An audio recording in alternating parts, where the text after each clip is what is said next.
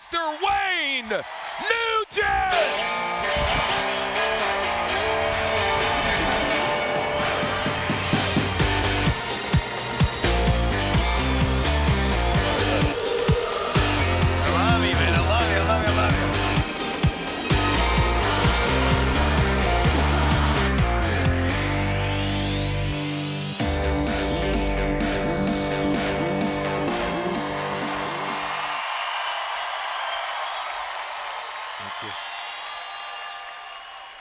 Thank you. Thank you.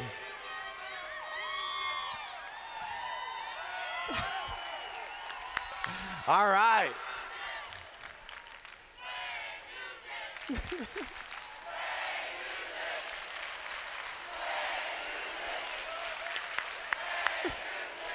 Yay! I feel like Marcusetta. Wow, that feels awesome. You know, I don't know, was it quite a year ago?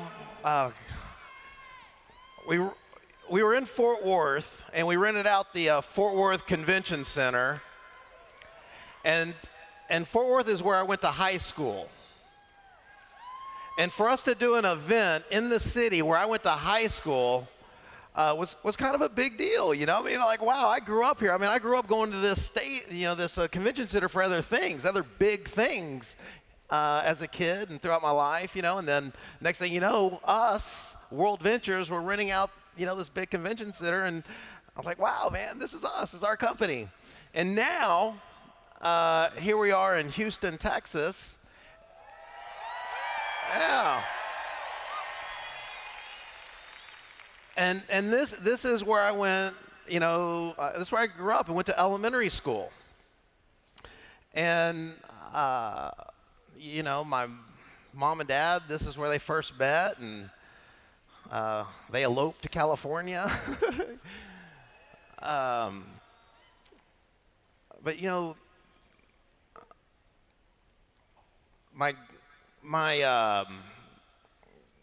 I'm staying at the Four Seasons, and I look out the window.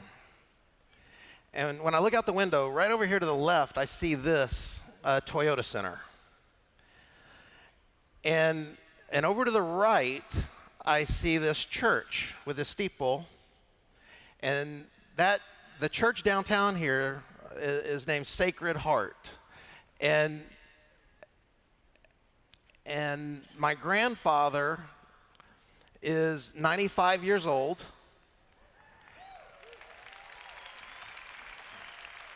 He probably lives like 3 or 4 miles from here, right on the edge of downtown. And he goes to church every day at that church, and he's an usher. I've been going there my whole life. You know, midnight mass for Christmas, but just my whole life. And you know, I remember being there with my grandmother, and they passed the offering basket up and down the aisles, and my grandmother would always give me the money to put in the basket. And I remember asking her, you know, how do you know what they're going to do with the money?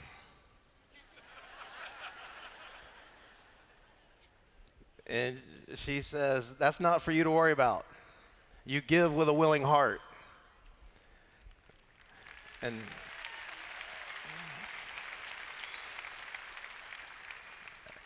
they didn't have a lot.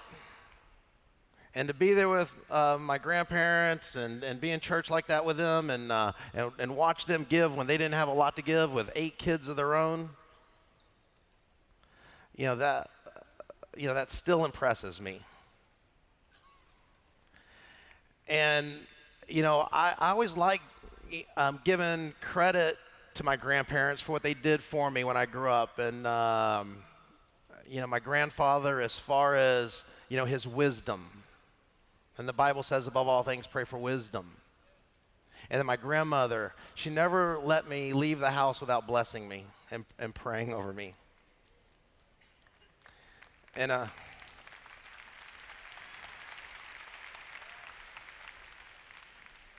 and so I've always felt like I've had God on my side because, as a kid growing up here, I'd get in trouble. I never got away with anything. As I look back on my life, I can't remember anything I ever got away with. Thank goodness, thank God, So now, as I'm here with you all, kind of where I have so many of those memories that I felt like just formed who I am, I feel like the biggest responsibility I have as a founder is to be a good steward.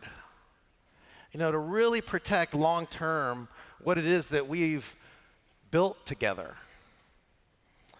As the chief visionary officer, I have that role to play. But tomorrow, I go into an all-day meeting with our PAC team leaders, as I do after every big event like this.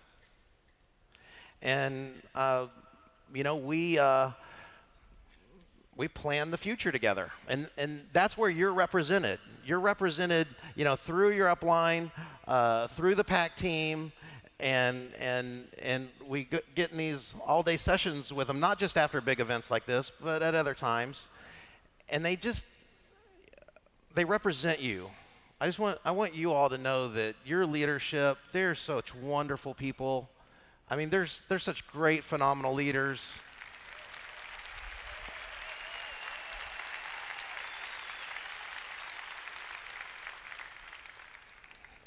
And here we are going on 10 years old. And I've been saying it recently that I believe if you'll be here at our 10-year anniversary, you'll be here at our 20-year anniversary.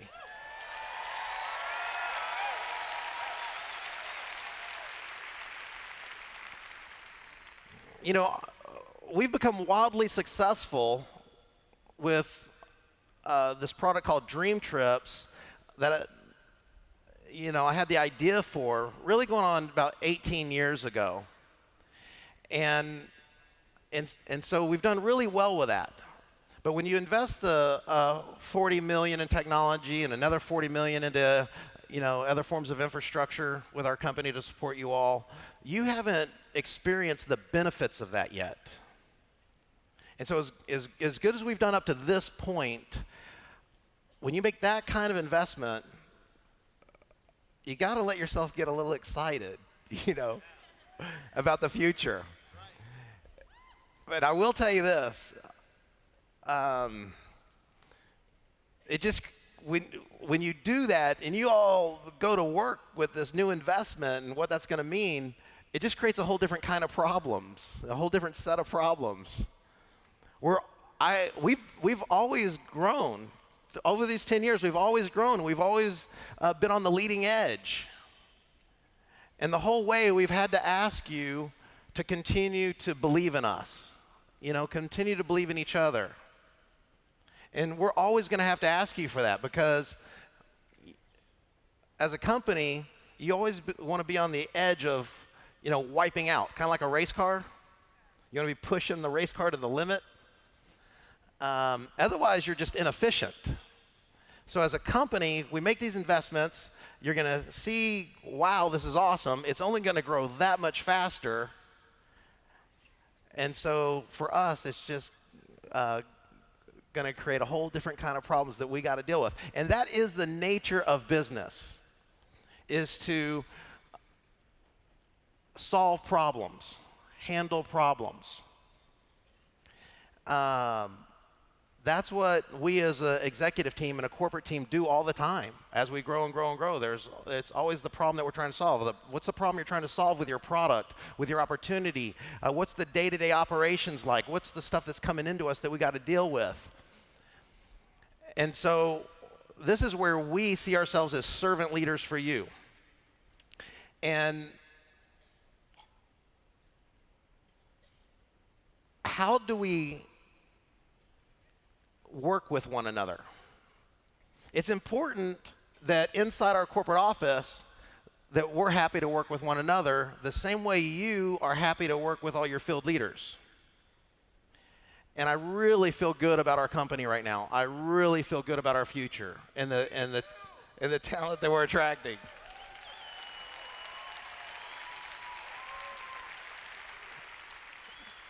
And I'm really happy and excited to report to you that the mindset and the heart set of our internal team, they have these 3 primary characteristics. And I think it's important that you know the 3 primary characteristics that we look for before hiring anybody or even going down the path to hire somebody. Number 1, do they have the character? Are they good people? Number 2, do they have the competence to do the job? And number 3, do they have the caring? The caring to be a servant leader to you. And then that's what gets them in the door. And then we kind of go from there. But wouldn't you agree that's a really good set of standards to start off with? Character, competence, and caring. So that is the foundation.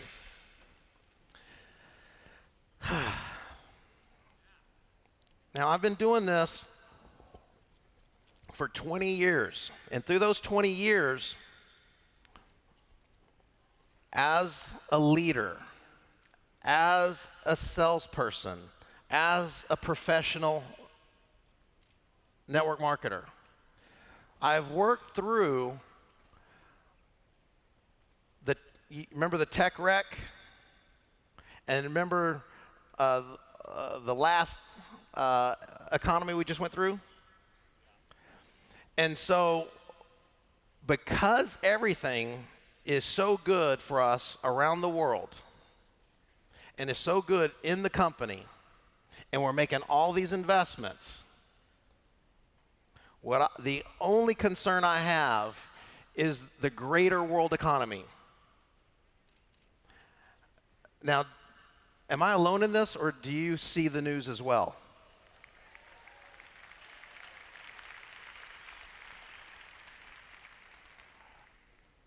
Now, what happens is I've been able to work through those and actually not only succeed, but thrive.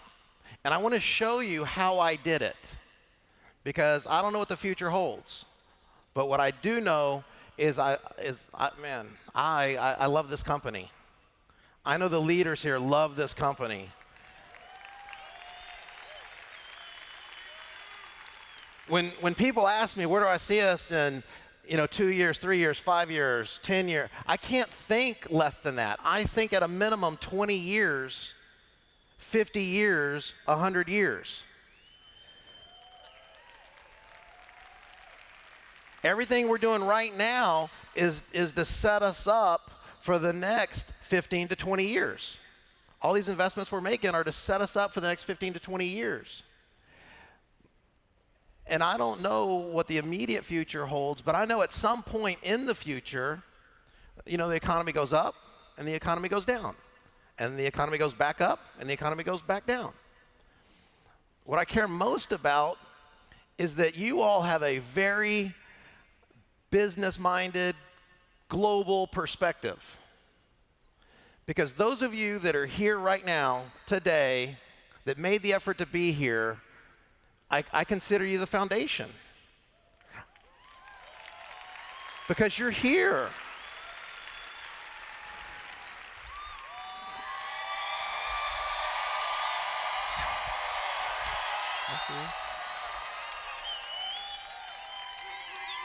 And when I'm finished talking, I want you to know that I knight each one of you leaders. Because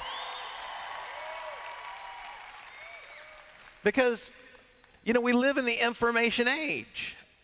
And when you leave here, you're going to have information that the masses of the population around this country and around the world just don't have. You know about this company. You know about our product. You know where we're at. You know where we're going. And you're going to know how to really be a part of us for the next 20 years. And so, but when I'm finished, I'll go ahead and do it right now. I'm just going to knight you all as leaders. I'm gonna assume. Hey, and I don't know about this. I don't know if I got any kind of God-given ability to bless y'all, but I'm blessing y'all. You know what I mean? If I do, if he says, okay, I'm blessing y'all, you know.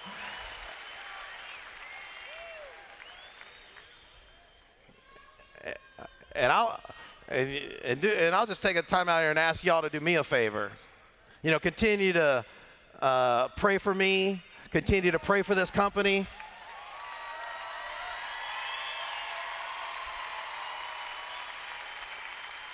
There's science. There's science to support this nowadays about the power of that. So you can Google that on your own. I've been looking for my clicker. It's been behind me the whole time. Okay. Oh. Okay. So as a professional speaker, salesperson, network marketer, one thing that I've always done through the years to help me talk to a prospect and give some perspective to everything is I use the news. So when we talk about, you know, just press play or any presentation, there's what you say in addition to the legal presentation that we give you. You know, we work to develop these presentations with our legal and compliance department, but there is what you say in between the slides. A part of what I've always done is use the news, especially during questionable economic times. And just since I've been here in Houston and checked into my hotel, and I come down in the morning, and I talk to the front desk, and I ask you, can you give me today's paper? The Wall Street Journal, the Financial Times, the Houston Chronicle. And I can tell you right here in front of me, all these newspapers, the front page news does not read good.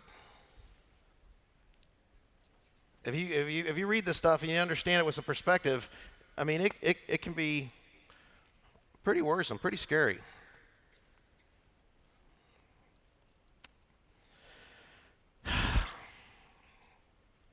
The Eurozone, Greece, China, their stock market being down 30% in the last 17 days. Greece, you know, they locked Cyprus. They went in and took people's money out of their bank accounts. In Greece, you couldn't even go into the bank. They said, okay, you can withdraw so much money from the ATM machines, right? This is your money. What if in WorldVentures, you know, you're working, you got your money, you got it in the bank, and then you can't even go get your money out of your bank? That would suck if that ever happened here, wouldn't it? But you know we're open in Greece. You know we're open in Cyprus. I find something really wrong and scary about that. And you know, you got the BRICS right here. BRIC leaders warn of official instability amid global upheaval. Look at China, their stock market. The only reason it didn't go down more than 30% is because they took 1,400 of the biggest company stocks and made it to where you're not allowed to sell them. You're not allowed to trade them. And if you own stocks in those companies, you got to wait 6 months to sell any of it.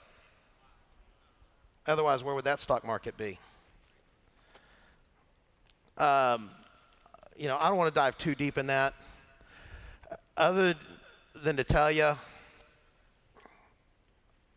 that is the real world, but then there's our world.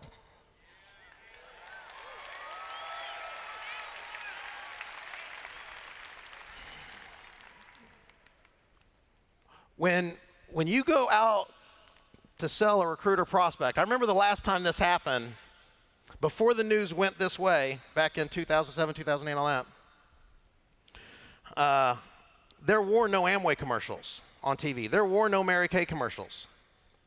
And then when the news went like that here in America, all of a sudden you saw Amway commercials and Mary Kay commercials. And they started recruiting over 100,000 people a month. Why? Because all the people that were too cool for school, and is that one of those pyramids? When they start losing their stuff, they get real open-minded.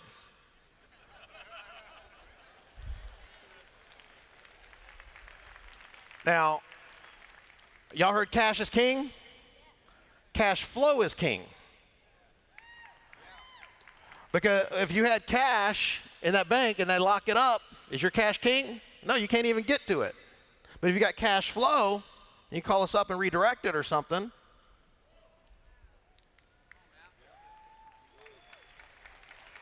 You better build a business. You better learn to be a leader and build a downline and build an asset that just pays you wherever you may go. Isn't that better thinking than being locked in somewhere? Give you some choice. I remember back in, 2000 and 2001, I mean, when I first started with Dream Trips and the Dream Trips idea back then, imagine being in the travel business and all of a sudden 9/11 happened.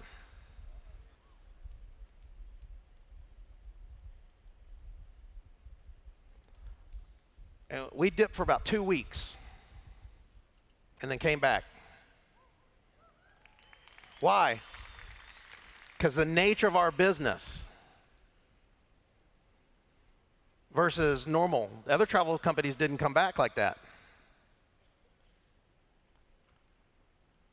So we survived in the travel business 9/11. But let me tell you what we didn't survive. Greed and ego. Internally.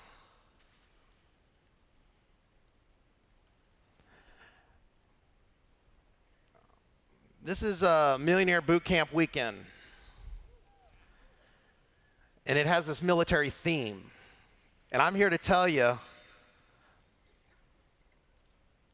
I care about the kind of army we're building.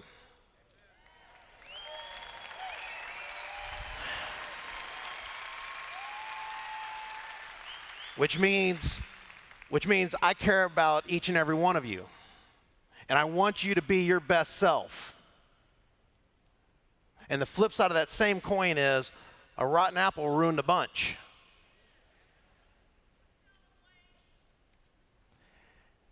And in the Marine Corps, there's usually always less than 200,000 Marines.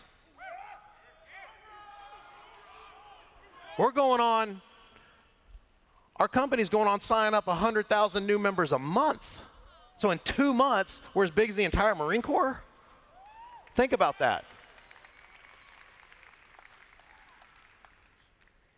When I went to boot camp, I started out as the lowly private. But because I got a great attitude, a lot of it just because, having God in your heart, you have a right attitude. And I got meritorious promotions. I worked hard. I worked smart. So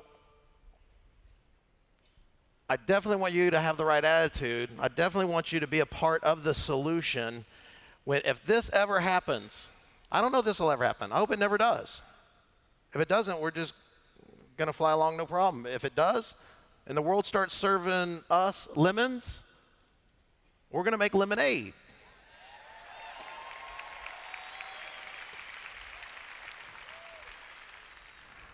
I don't worry about this if we got the right kind of army with the right kind of attitude.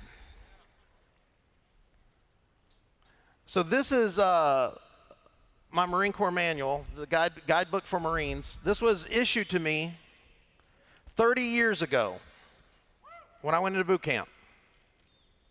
And when you go to chapter 5 of this book, and it talks about the leadership traits of a Marine and the leadership principles of being a Marine, these things have not changed in 30 years when I got this book. If you go to their website, I got this book before there was an internet, before there was a YouTube. But now, if you go Google this, Guidebook for Marines, leadership traits, you're going to be able to see a video clip on each one of these traits. Integrity, knowledge, courage, decisiveness, dependability, initiative, tact. Matt knows, when we were in boot camp and you're in the barracks, each one of the steps, there's a riser of the stairs. On the riser of each of these stairs, these traits we're kind of on the riser. And as you go up the steps all the time, you see these words in front of you all the time.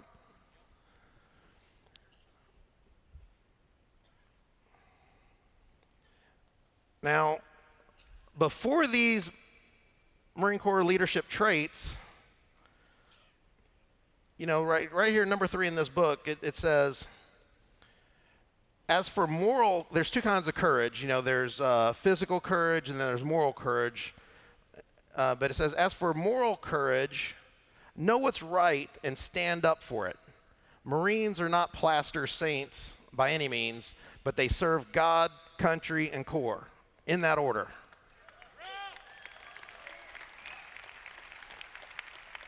It says here that the 10 Commandments are still a pretty good set of regulations, and they haven't changed. They haven't had a change published for almost 2,000 years. I love that. I love that. Even my guidebook for Marines is telling me to go, look at, the 10 Commandments. So I would like y'all to go look up those words and study those words and watch videos on those words. You can totally apply them in your life and in your business. Always pay attention to the 10 Commandments. And we've got our core values. So before we had our core values, I had this. Before I had this, I had the 10 Commandments. That's how you build yourself internally. That's how you build your character.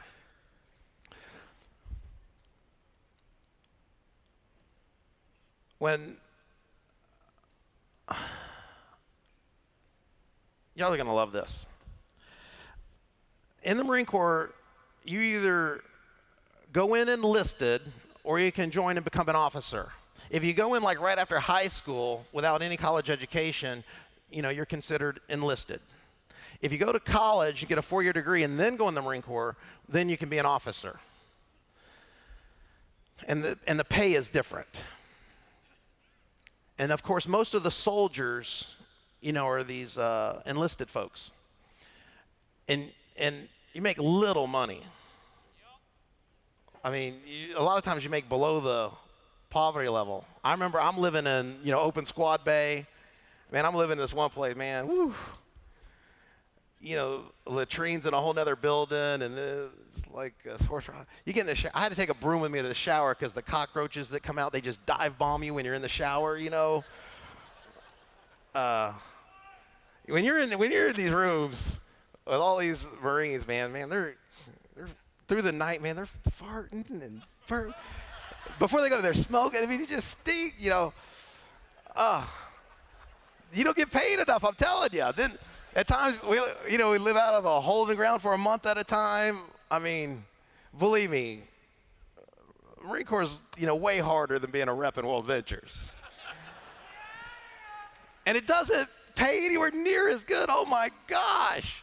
So, as enlisted, that's not even on here. This officer pay scale, you have to be in a minimum of 20 years. Do you see where it says in the far left-hand column, over 20 years? And you go to the right, and let's say you're an O10, which is like a general. And if you have to be in a minimum of 20 years to even qualify for this check and be an officer and be a general. And it says up there, you're going to make $16,000 a month. You know what the responsibility is at that level? The pay scale goes on and says, you see down there in the bottom right, you have to be in a minimum of, or over 40 years and be at the top rank, and you still make less than $20,000 a month. So for me to go after something like this, I mean, you can see why relative to pay in the real world. But make no bones about it, you're becoming a great soldier. You're gonna build an army. One of the books that we refer to a lot and ask you to read, or at least this is really the meat of it. This is the meat of this book, Tribal Leadership. We ask you to do your personality test. Are you red, blue, yellow, green, right? Do that self-evaluation. But you got to be honest with yourself and ask, where am I as a leader? I highlighted the one column on the language of each stage. So stage 1 leaders say, life sucks. Stage 2 leaders say, okay, my life sucks. Not all life sucks, just my life. They make that distinction. And so many of us are trying to get to stage 3, which says, I'm great. I can do it. I. And you do have to get there. And we do want you to get there, where you really believe in yourself and you're capable and you prove some things to yourself. You need to get there. But here's what I'm asking you for. The stage 4 leadership that talks in terms of we. We're great. And when we can get everybody thinking this way, starting from where you're at, knowing the stages that you're on your way, as soon as we can get you here, the better. That we're great.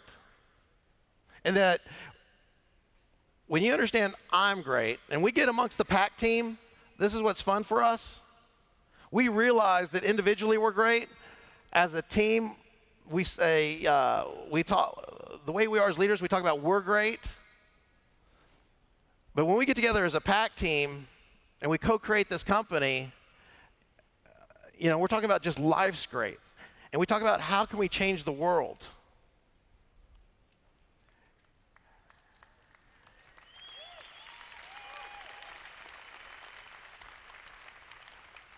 And I think you see this happening. I think you see it happen in America. I think you see it happen in all the countries we're in. I think you know that that's our intent. That here we are, this special company with special people. Yes, it's a fun product that brings friends and families together. That's what I wanted. I wanted a company where friends and families can come together and take trips around the world and create memories that'll last a lifetime. And we've done that. We're doing that.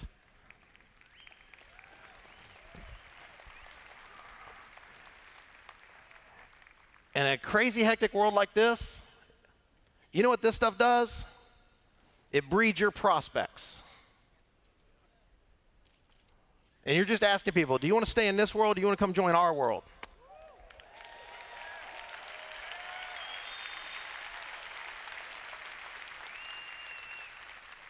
And you're saying more than join me. You're saying join we. And here's what we're going to go do. Here's how we work together. Here's how we win big. And here's how we give big. And I'm so proud of our company that that's just baked into our culture. To start you where you're at, we team up together, we help you win big, and then we give big.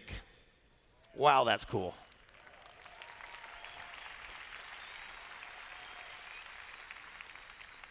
So I always looked at it like, a stage 3 leader. I've always identified with eagles and dolphins because my blue nature.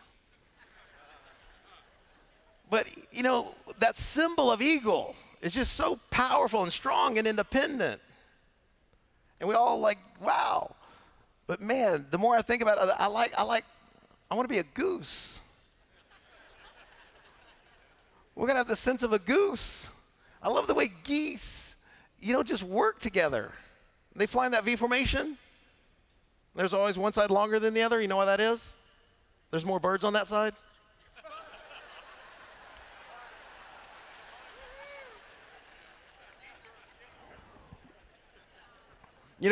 That lead bird cuts drag up to 70%. And based on the laws of aerodynamics, they always thought this, but they actually did this. They actually strapped heart monitors to pelicans. And they do the same thing, flying information over the water and all that. And they proved it. That lead bird cuts drag up to 70%. That's how NASCAR works, drafting. That's how bicycle races work, drafting. Not one person wins the race. It's the same thing here. That leader goes. Peach was telling you. He put the blinders on, man. He went.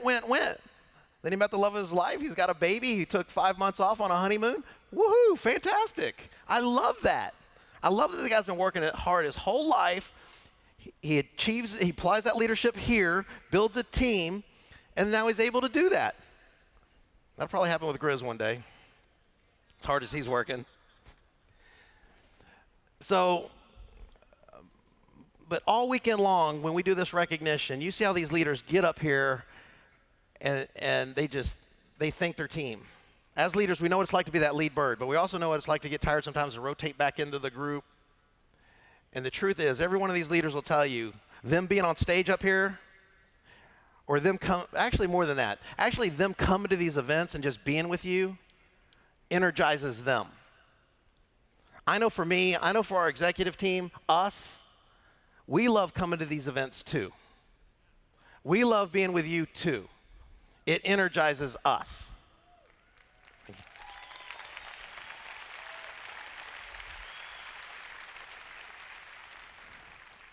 I mean, we are a company with big ideas and a big vision.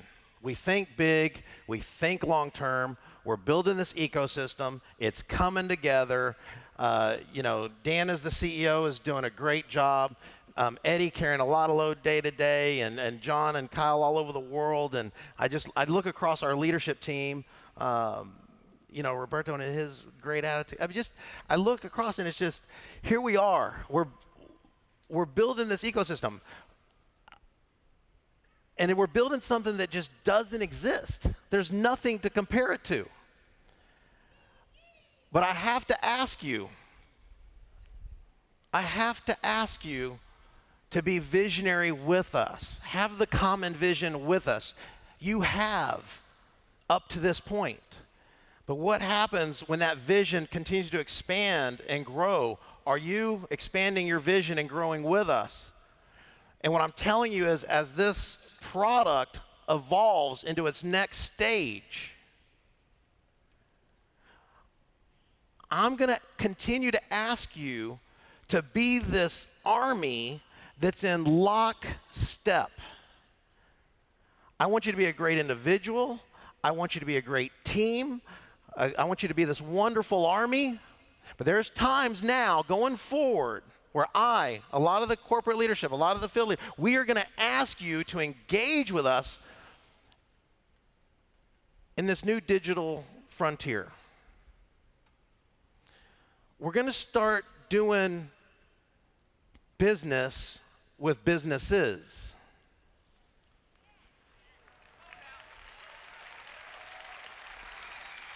We're going to start doing business with businesses around the world. And those businesses that decide to do business with us do kind of expect something from us. And if we are an engaged, loyal army that is in lockstep, and we say, go do this for this business, and you actually go do it, it's going to move the ticker.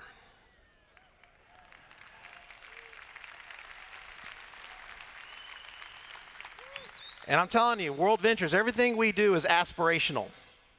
We don't do cheap vacations cheap. Everything we do is 4 and 5 star. We want the world's best businesses to do businesses with us.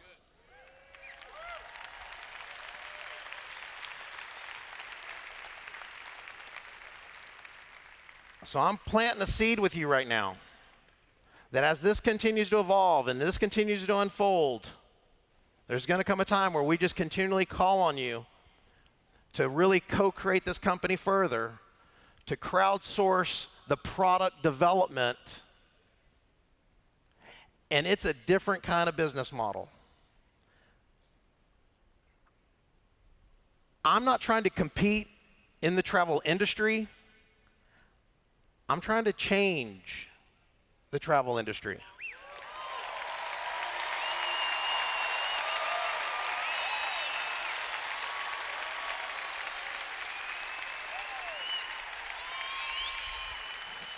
Was Skype competing with the telecom business, or did it just change it? And we are in a similar position to do that with travel and more, and taken as a whole, it creates our ecosystem that for us makes a great life for our friends and our family. All right, thank you.